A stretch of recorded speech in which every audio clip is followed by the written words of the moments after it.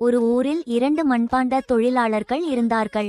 முதல் தொழிலாளி நிறைய விற்றால்தான் லாபம் என்று நினைத்து தரத்தை பார்க்காமல் தினமும் 100 பானைகளை செய்தான்.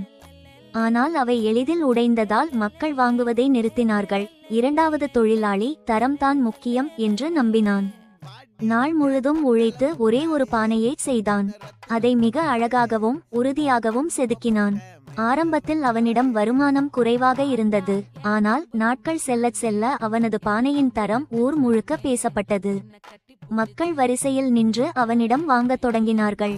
முதல் தொழிலாளி காணாமல் போனான். இரண்டாவது தொழிலாளி பெரிய தொழிலதிபரானான். சிறு தொழில் செய்பவர்களே, வெற்றி என்பது ஒரே நாளில் கிடைப்பதல்ல. லாபத்தை விட உங்கள் பொருளின் தரம், குவாலிட்டி மீது நீங்கள் வைக்கும் நம்பிக்கைதான் உங்களை ஒரு பிராண்டாக மாற்றும். கூட்டத்தோடு ஒருவனாக இருக்காதீர்கள். தனித்துவமான தரமாக இருங்கள். வெற்றி உங்களை தேடி வரும்.